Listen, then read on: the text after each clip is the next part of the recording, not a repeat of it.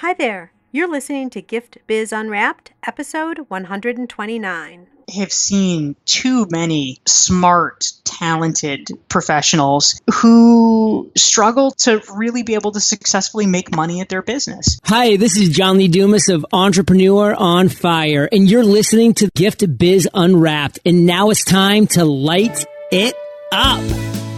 Welcome to Gift Biz Unwrapped, your source for industry-specific insights and advice to develop and grow your business. And now, here's your host, Sue Monheit. Hi there, it's Sue, and welcome to the Gift Biz Unwrapped podcast. If you're a gifter, baker, crafter, or maker, and you own a brick and mortar shop, sell online, or are just getting started, you'll discover new insight to gain traction and to grow your business. And today, I have the pleasure of introducing you to Dorie Clark. Dorie is an adjunct professor at Duke University's Fuqua School of Business. She's also the author of Entrepreneurial You, Reinventing You, and Standout, which was named the #1 leadership book of 2015 by Inc. magazine. She's a former presidential campaign spokeswoman, and the New York Times describes Dorie as an expert at self-reinvention and helping others make changes in their lives. Dorie is a frequent contributor to the Harvard Business Review and consults and speaks for clients including Google, Microsoft, and the World Bank. Dorie, thank you so much for joining me today. Thank you so much for having me. I appreciate it, Sue. Wonderful. As we a little bit alluded to already, I'd like to start off our conversation in a creative way, and that is by having you describe a motivational candle. Since we're all creatives here, it gives us a little bit of a different look into what you're all about. So if you were to create a candle that would really resonate with you, what would the color be and what would be the quote? Absolutely. I love this question. So if I was going to create a motivational candle, I think for me, the whole premise of the candle is that it should smell really good. So I'd probably mostly want to make sure that it was like half lavender and half vanilla. Those are my favorite scents. And if it was going to say something, it would probably be Stand Out, which is the title of my most recent book. And a real principle that I try to live by, that if we are going to differentiate ourselves in this crowded, competitive marketplace, we can't be afraid to be authentic and be ourselves and really do something different. And that is so much of what we're going to get into today, and something that I think a lot of my listeners honestly really need to understand and know. So I'm glad that's the quote on your candle. It's perfect. And I'm all about scents, so that works really well for me too, the vanilla. Can you take us back a little bit and bring us to how you've gotten here today in terms of being a speaker and an author and all that? Give us a little of your journey. Yeah, absolutely. So I actually began my career, I started working for myself 11 years ago. And before that, I had done a lot of different things. Probably some of your listeners can relate to my eclectic background. I had gone to graduate school for theology. I had been a newspaper reporter. I had worked in politics and been a political communications person. I had been a spokesperson on a gubernatorial campaign and a presidential campaign. I'd run a nonprofit. So there were a lot of different careers in there. And ultimately, when I decided to start my business, I was interested in taking all of those skills and putting them together in terms of communications and marketing and finding ways to help my clients, either their businesses or themselves as individuals, really stand out and get heard amidst all of the noise. And so for a while, when I first began my business, I was just doing traditional marketing strategy consulting. But I soon realized that if I was going to take my own medicine, if I was going to be able to be heard, I would need to start doing something different and contributing my own ideas to the discourse. And so I began blogging pretty regularly for the Harvard Business Review and some other places. And in 2013, my first book, Reinventing You, was released. And in 2015, Stand Out, my most recent one, came out. So you learned a lot about all the information in terms of putting it in your book by observing others and interacting with others. As you're talking about your journey, what really stood out to me is everything that you're talking about had some type of an interaction, a people interaction with it. So you've really, it sounds like, gravitated and always been into relationships with people, I guess, your whole life, right? That's pretty much you. Yeah, it's true. I think that there is a real core of it, of connecting with other people And what I'm especially passionate about in my work is making sure that the voices of talented people get heard. Because I think that a real problem that we have, especially, the world, thanks to the internet, gets noisier and more crowded, is there is a real difference between being good at what you do and knowing how to promote what you do. And oftentimes, even if you're amazing, the world is not going to notice if you're not doing the right things. And so I'm very interested in making sure that the most talented person wins, that the most talented person gets their ideas heard, not just the loudest voice. It's a good point, because you can have so much talent, but if it's not being noticed by anybody, it's not going to happen. And a lot of people, quite honestly, when you see them out there, they may not be the most talented, but they're getting heard, they're getting the visibility. And then some people sit back and say, well, why is it not me that's being seen? My product's better, or my images are better, or my service is better, or, whatever it is, but they're just not moving the needle in terms of getting visibility.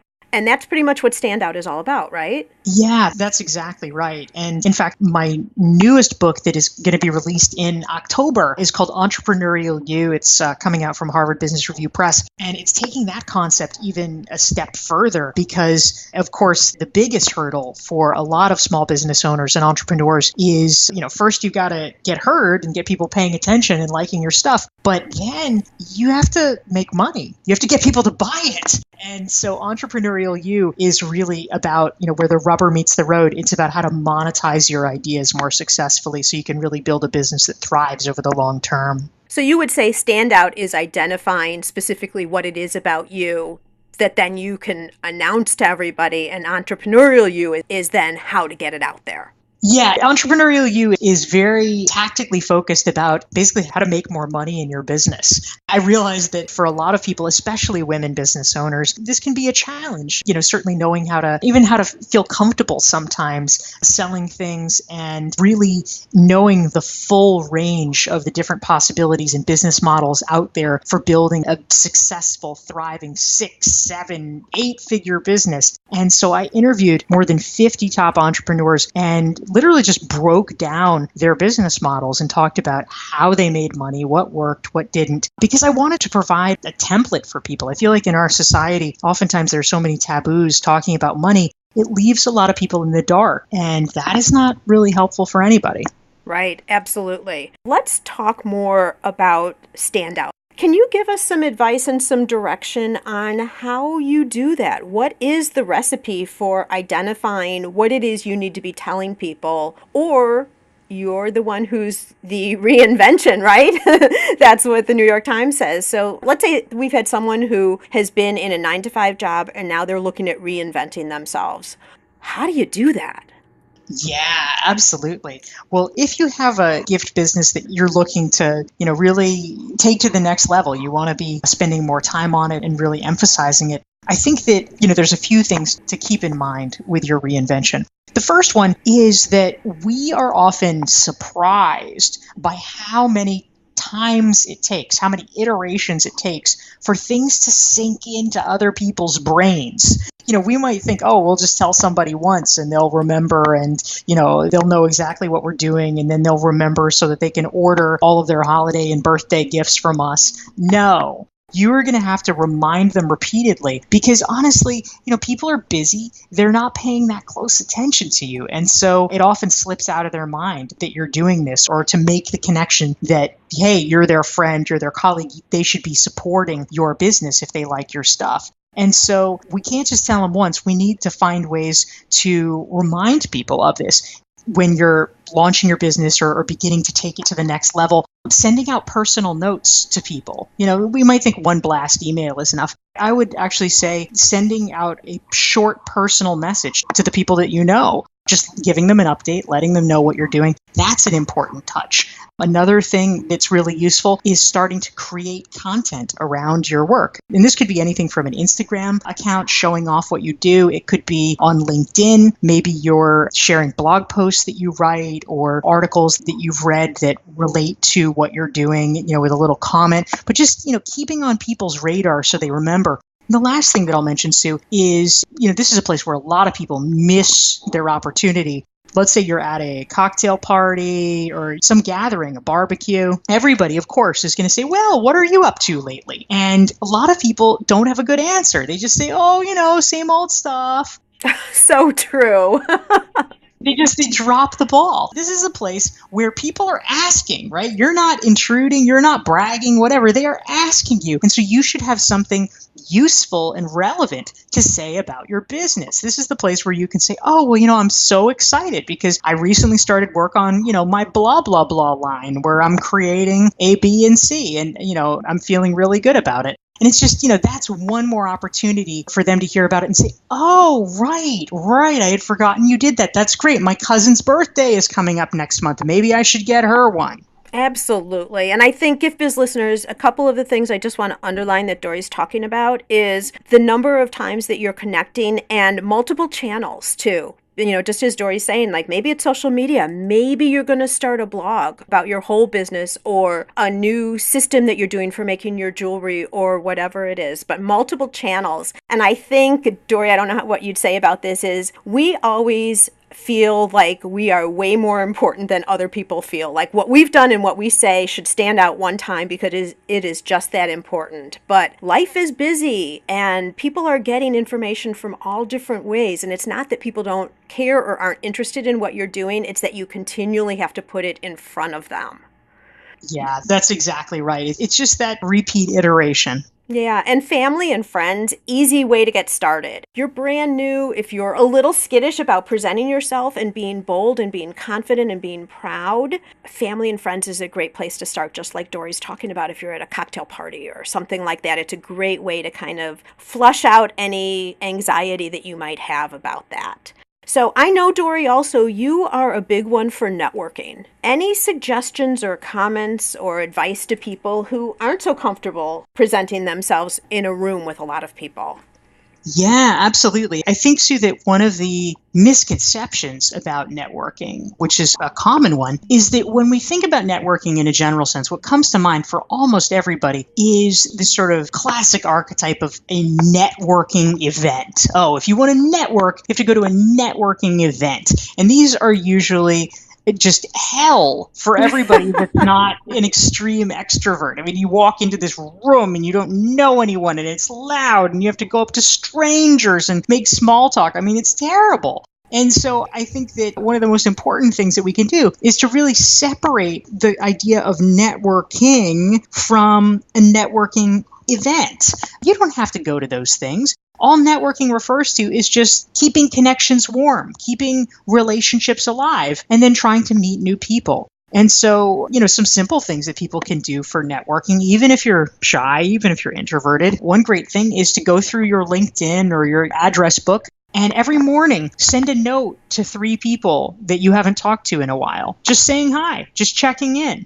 And, you start a little email dialogue. And of course, I wouldn't lead with this. I wouldn't hit them over the head like, hey, I have this business. You can ask about them, and odds are they'll write back and they'll say, well, what are you doing? And then that's an opportunity for you in a very low-key way to just say what you're doing, that you're excited about it. You can even share a link to the website so that they can check it out for themselves. No pressure, but you're making them aware of it. That's a great form of networking. I'm a big fan personally of organizing dinner gatherings of, just friends that I would like to bring together. And that works for me because it's people that I already know and have at least some relationship with. Some I know really well, some I don't know that well. And it's not the sort of weirdness of talking to a stranger. It's very much on my own terms. Oh, now that's interesting. Let's talk a little bit more about that. So do you do that at your home or do you go to a restaurant? How do you do that? Well, you certainly could do it at your home if you are a good cook, but I am not. So if that's your thing, then by all means, lean into your strength. But for me, I actually tried it once. I tried it literally once at my house. And because it's not something that I love doing, I just found it too stressful. It was 6 people, and there were, I think, 4 different dietary plans. And I was just like, oh, no. Yeah, no. Plus, then you're focused on serving them and making sure they're comfortable versus really being able to get a chance to chat with them. Did you analyze who your guest list was going to be and make sure that everyone was going to blend together well? Any thought process behind putting them together? And the reason I ask you that is a lot of our listeners have locations, their brick and mortar. So they could easily be doing events in their shop, which I continually propose to people. That's another form of networking, but you're inviting people into your space. But you want to make sure that they're all going to blend well and everyone's going to have a good time.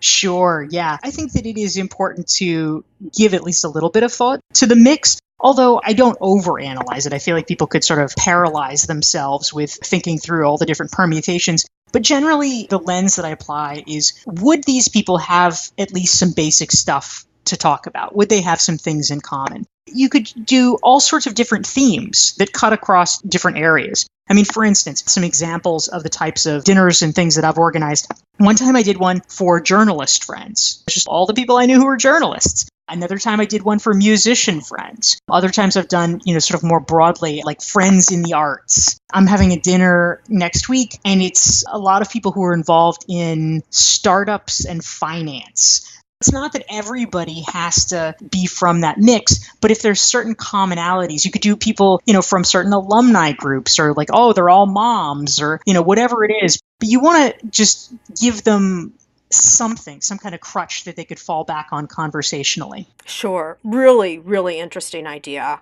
Let's move on to talking a little bit more about stand out. What if someone has no idea how they stand out? They have a shop or they make a product, but they have absolutely no idea. Like, what do we mean stand out? I have nothing that stands out.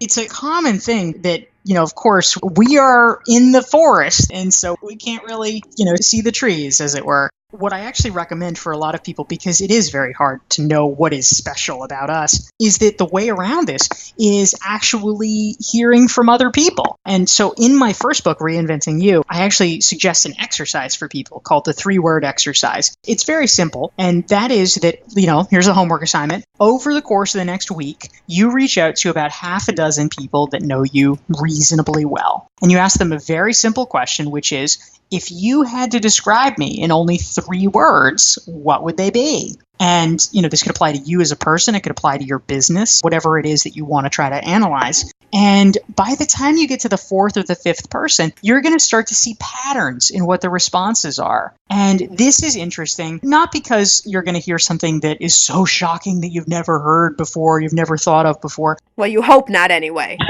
That's right. Hopefully, we have a reasonable sense of ourselves. But the interesting part is that we as humans have no idea what it is that other people find most distinctive about us. That's the key. What is it that other people find most unusual, most distinctive? And you only know by asking. And so once you hear that, once you gather that data, it gives you some interesting ideas and some possibilities, because that allows you to say, oh, wait, wow, if, people seem to think that this particular trait of mine or this particular thing is particularly noteworthy, maybe that is a strength that I can lean into. Wonderful. And now you also, because I just printed this out this morning. I've had your book, but I haven't printed this out ever. You have a standout self-assessment guide. Yes, I do. It is super long, Dorie.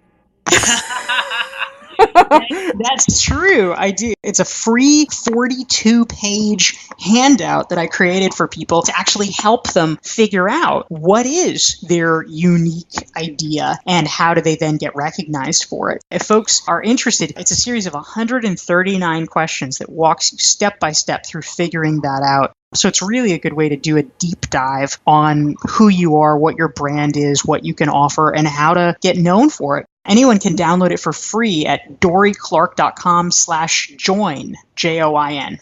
Perfect. Well, I printed it out. I'm traveling this weekend. It's coming on the airplane with me. So I haven't even looked at the questions, even though I've already read the book. We'll see what happens with me as a result of that. But really cool and very interesting, because sometimes you'll get downloads like this and they're like 10 quick questions. This looks like it's a really deep dive. Very excited about it. And Gift Biz listeners, if you are just not sure or you're really curious, definitely check it out. We'll have the link in the show notes for sure.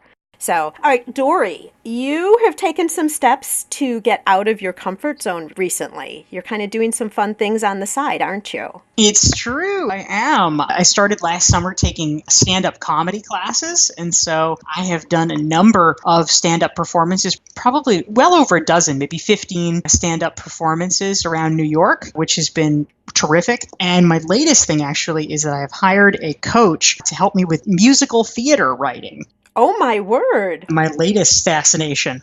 Wow. So what has prompted you to do these creative outlets? Well, after Standout came out in 2015, I realized I was spending all of my time promoting the book. And of course, it's a good thing. When you have a book, you have to really take advantage of that opportunity. But I also realized that things come in phases. And after the rush of the book promotion and the release, that it was maybe time to attend to some other areas of my life. And I thought about what would be interesting for me. And especially living in New York, I thought about areas where there might be a unique opportunity in New York to have access to resources. And of course, the comedy scene here and the musical theater scene are just top notch. And so I figured, these are things that I've always enjoyed. Let me look a little bit deeper and try to take advantage of the place where I am. You're so natural on stage. That's where I first met you. Social media marketing world, 2 years ago, I think it was. That's right, yeah. It was when I first saw you actually in person. But so you're taking what you already pretty much feel comfortable doing. Let's face it, most people don't, right? Getting up in front and talking to people. But then switching it up a little bit. Would you say that the comedy and now the musical theater has helped you with the other portion of your life, the more professional portion too? It's interesting. I don't yet see a direct correlation, although I don't need to. I really am doing this as a form of extracurricular development for myself. Comedy is much harder than professional speaking because it requires the skills of professional speaking, meaning, as you indicated, you have to stand up on a stage, you have to be comfortable in front of a crowd. But the bar is a lot higher. For professional speaking, it's, okay, are you interesting? Keep the audience engaged. Is your material reasonably educational? That kind of thing. You can meet that bar. You've done a good job. People like it. For comedy, it is, okay, are you comfortable on stage? And can you keep the audience laughing every 10 seconds for approximately 5 to 10 minutes? Interesting. Yeah. And if you don't do that, it doesn't matter how educational you are. It doesn't matter how entertaining you are just, in terms of presenting the material. You have to make them audibly laugh. And so learning how to really do that, how to master the timing, how to master the joke writing and performing just takes it to a whole nother level. So, in some cases, the skills are transferable, but it's its own animal in terms of its demands. And I think much harder. Well, and then you also, most of the time, I would imagine, get into storytelling, which then is more personal, right? So you're a little more vulnerable out there because you're putting, it's got to somehow relate to you in one way or another. Sure, yeah. Let's move on a little bit now. I want to talk about Entrepreneurial You, and we're timing this because we want to make sure that this goes out right before the book is available. I've already pre-ordered. I mentioned that to you earlier. Thank you. I appreciate that. How much can you open up and share with us? This will probably be a couple of weeks away. We haven't just talked, Dorie, about what the live date will be, but I'm thinking a couple weeks away or right close to when it's going to be available. So what can you share with us? We want to make everyone go out and buy this. I appreciate it. Thank you, Sue. The book officially is released on October 3rd, and I cannot wait. Ultimately, the reason that I wrote this is that I have seen too many smart, talented professionals who struggle to really be able to successfully make money at their business. And I wanted to be able to provide a toolkit, as it were, so that people could kind of look inside the vault, see how other successful people were earning a living, and try things on for size. See what spoke to them as possibilities and really break that down so that hopefully things might seem to be more achievable. I wrote about people who had built large followings and in some cases were able very successfully to monetize them, whether it was blogs or podcasts, coaching, consulting, creating online membership communities, public speaking, organizing events. These are things that in many cases might be relevant to some of your listeners and just opening up new possibilities. Because for me, one of the things I believe very strongly is that especially in the new economy, especially as we are entering this kind of increasingly freelance or entrepreneurial world, one of the smartest and safest things you can do is to diversify your income streams so that you're not reliant on just one thing. The world changes quickly, and so you need to hedge your risk, and this allows you to do it. And if you are diversifying your income streams, it also gives you a lot more at-bats and a lot more opportunities to be able to leverage your community or leverage your ideas and make money in multiple ways from them. So taking a similar idea, but applying it in different ways, different methods, that type of thing, is that what you've been seeing that other people are doing? Or totally separate revenue streams? I'm really talking about finding ways to extract the maximum value from one thing that you're doing, whether it is one particular service you're doing or from your community in general. I think certainly one could be, an Uber driver and a dog walker and a yoga instructor, but they're all very different things. You have to build all of those things separately. What I'm especially interested in, and I think a lot of small business owners and entrepreneurs are, is finding ways to really take your time that you've spent in building a customer base, building a community, and saying, all right, how else can I serve these people? What else can I do since we've already invested in putting this together, and really maximize it? Mm-hmm. I could not agree with you more. I sit here with two businesses. Although the audiences overlap, it is somewhat challenging. So I love that that's what you just said, because having one single thing and then diversifying it, but it comes from a single core. I think just you're going to maximize your opportunity so much more doing it that way.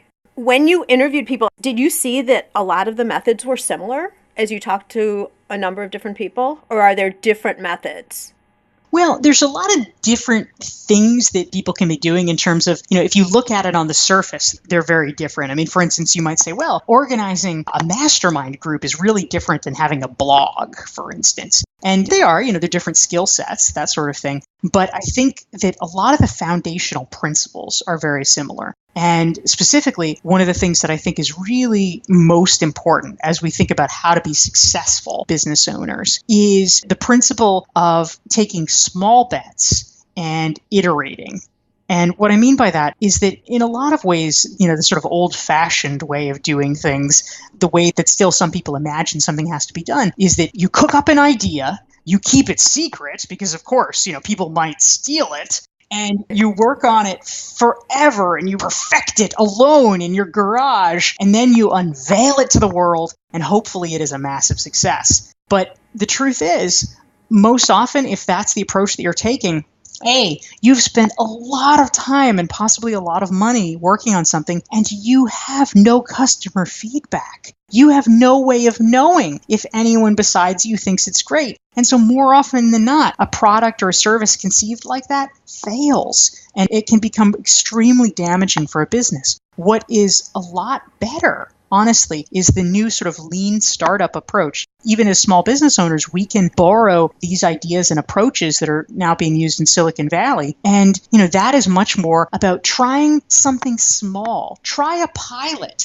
Try a stripped down version. Run a little test that's cheap. And do that first. Do it with a small segment of your audience. Do a little pilot. See how it goes. See what they're asking for more of. See what they're asking for less of. And then adapt. And then by the time you're ready to launch it for real, you will have had that customer validation. You won't have gone broke doing it, and you'll really know what your audience wants. Yeah, I mean, it's devastating when you see people putting so much time and money into something, and you're right, they keep it so tight to their chest, and then crickets, when they launch something. Yeah. This is like on the online learning, training, courses, all of that in that whole category. And I know you know this story. A lot of people are talking about how you may not even have built the course yet, but if you start having people buying it before it's even there, and then you start building it as you go along, as you drip it out, that's a great way to go because you've got the audience and people are wanting what you have.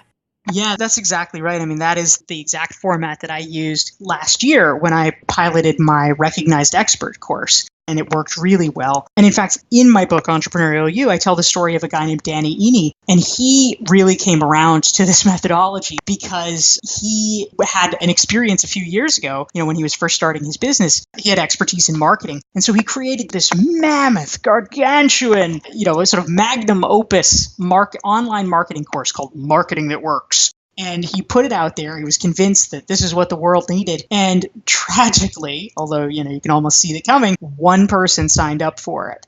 He hadn't developed it. And so for the next 6 months, he had to spend all his time developing this course for one guy who had bought it. It was so incredibly depressing that for years he didn't even touch online courses. But finally he decided he would try it again. But he said, okay, this time I'm going to do it differently. He actually did what you described, which is that he pre-sold the course. He said, I'm thinking of developing this course. If you are interested in it, buy it now. You can get it at a discounted rate. I will develop it with you. I'd love your feedback on what you like and what you don't like. And in exchange, I'll spend more time with you and we'll really be able to co-create it. I'll be able to build something that is what you're requesting. And so he did that. And frankly, he said he did that not as some super smart strategy, but as a way that he could back out if nobody wanted it. But instead, the opposite happened, and tons of people wanted it. And it became his first really successful course, and it made him realize the value of taking these small bets and moving from there. What would you say to people who are thinking, yeah, but then someone else is going to have the idea and they're going to do it too? Yeah, I think a lot of people worry about that. But the truth is, I sort of let that go a long time ago, because the truth is, in any industry, it is very rare that you're going to find anything that is 100% completely never been done. I mean, you know what? If eucalyptus candles, sorry, somebody else has made a eucalyptus candle before. This is not like some new invention that you've concocted. The real question is not, oh my gosh, has the world never seen this, or is somebody going to copy me? The question is, what is the unique spin that you have that makes it relevant to your audience? And maybe that's not even about the candle. Maybe that's about their connection to you. Maybe it's about, for every candle that you're creating, that you blog and you tell the story of where the ingredients come from or how it relates to something in your life. Maybe they buy from you because of the connection that they feel with you. And the candle is a representation of that. Whatever it is that we're doing, whatever our product, whatever our service, people are buying, yes, the service or the product, they want it to be good. They want it to be nice, but it doesn't have to be some crazy thing they've never seen before. They like it because it has your unique flavor. If we put that in, we can be successful. Gift Biz listeners, we've talked about this before. Nobody else can be just like you. Show your customers who you really are, and then you lay it over your whole business in terms of your personality, the whole vibe of your product, and the way you talk with your customers, just like Dorie's referring to right now. Nobody else can copy that. Nobody. The other thing I was just going to mention here, we're talking about courses and building courses, not necessarily putting them up before they're all completed, that type of thing. You may feel that this doesn't quite relate to you, but I have an idea for all of you listeners as well, is if you make jewelry or you're making cupcakes, possibly you want to think of doing some type of course to teach people how to make what you already do. You're the professional, and when Dorie's talking about multiple revenue streams, could be a huge opportunity for you. Online courses are getting easier and easier to make these days. So something to consider, just throwing that out there for everybody at this point. Dorie, you're an author, you're a speaker, you have so much going on in your life. How do you keep everything going, know where you're supposed to be, get speeches made, write books? Is there some type of tool you're using that helps you create all this magic? Well, there's a few different things. I am still governed. In fact, I have it, right in front of me now. I still keep a super old school to-do list on a legal pad. So I have that and I update it every couple of days. So I kick it old school. But some of my favorite tech tools that help me, I use a service called Schedule Once. It's an online scheduling service. I pay an annual subscription of I think it's about $175 a year, but for me, it's super well worth it, which enables me to set up meetings without all of the back and forth of emails about, oh, what time? Tuesday? Oh, well, okay, 9 a.m.? No, can't do that. How about 2 p.m.? Blah, blah. I feel like you could go back a million times and just set up one meeting. It's so frustrating. And so instead with Schedule Once, I can pick a block of time, let's say the entirety of Tuesday morning, and I just send over a link, and it allows people to pick the time that works for them directly. They book it using that service. It sends me a reminder email with their phone number or their Skype handle, and boom, we're set. It eliminates probably 5 out of the 6 emails. So that has been a huge time saver for me. And what do you do in terms of staying current in your field? What I have noticed is the more people are known, I guess I'll say, out there speaking, the less they're able to watch what other people are doing and learning from other people, because you have your own tribe that you're educating, working with, etc. But where are you going right now to help educate you in your industry? Are there books or podcasts or conferences that you go to?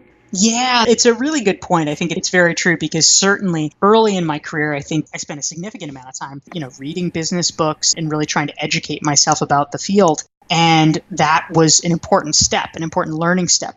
And I do have less time for it now. I certainly do still try to keep up with things. And now, because of my blogging, I receive a lot of review copies of books that get sent my way and things like that. But in terms of how I keep up, I have some Facebook groups with colleagues that I participate in. Those are some things that I follow. There's certain friends that I feel like are always good curators of things. For instance, my friend Mitch Joel is a very regular blogger about media and technology, and so I follow his messages and always learn a lot from them. I am a big consumer of podcasts. Love that. And so I'm really particularly enjoying our conversation. This is great. Some other ones that I like. My friend James Altucher has a great podcast. I also like one called The Art of Charm by Jordan Harbinger. I've been a guest on there a couple of times, and we'll be joining him pretty soon talking about Entrepreneurial You again as well. It's a good point in that you can't continue to always learn and capture information. At some point, you have to transition and start doing. But at the same time, you still want to continue learning. It's like a teeter-totter. At some point you back up because you've got to be taking in information. So great comment in terms of Facebook groups for everybody too. Most people have Facebook groups that are very specific to whatever you're into, and that's a great source of information. I'm glad you brought that up. We've never actually talked about that here on the show. Any advice as we start winding down here to someone who is just starting their journey and they're listening to us and they're like, whoa, this sounds so way out of my league? Anything you would suggest to them?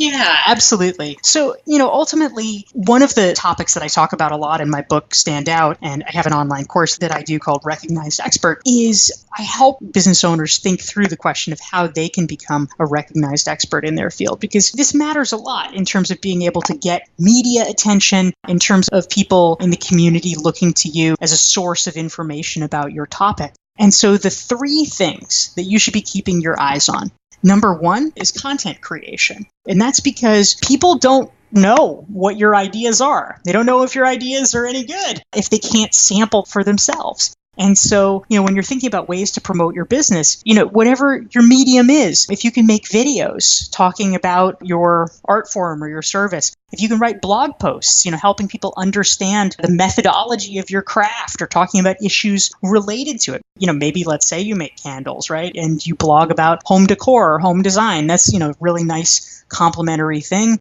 Those are ways to get your ideas out there. The second piece is what psychologists call social proof. And essentially, this is about markers of credibility. And so it's giving people a reason to listen to you. And so, for instance, thinking about how you can strategically work to accrue social proof could be useful. So, for instance, maybe it is running for the board of your local chamber of commerce. That's a great way to acquire social proof in your community. Maybe it's, petitioning your best customers or super fans to nominate you for your city's best of awards. All those types of things can be pretty cool. Maybe you start a meetup that can be like a local crafter meetup that starts at your store. There's a lot of different ways. And then finally, third and finally, is your network.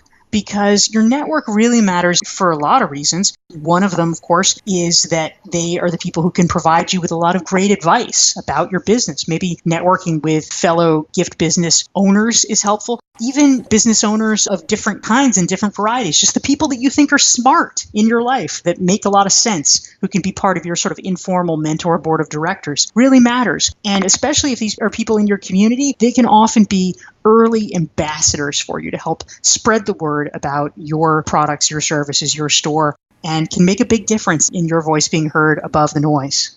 This is great because when you're describing all of this, none of these steps sound too hard to accomplish at all. You know, the overall thing looks so big, what you're trying to get to, where you're trying to go. But when you break it down this way, especially for someone who's just starting out, it's so much more achievable than you think it is.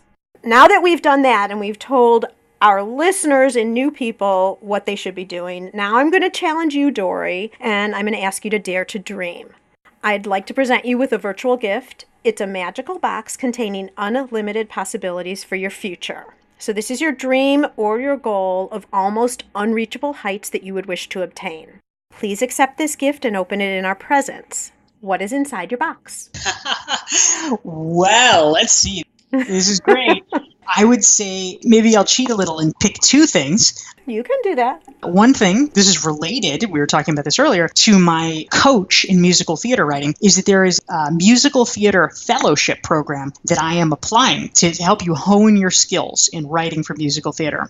And I applied last year and I did not get it, but I am going to apply every year until I do get it.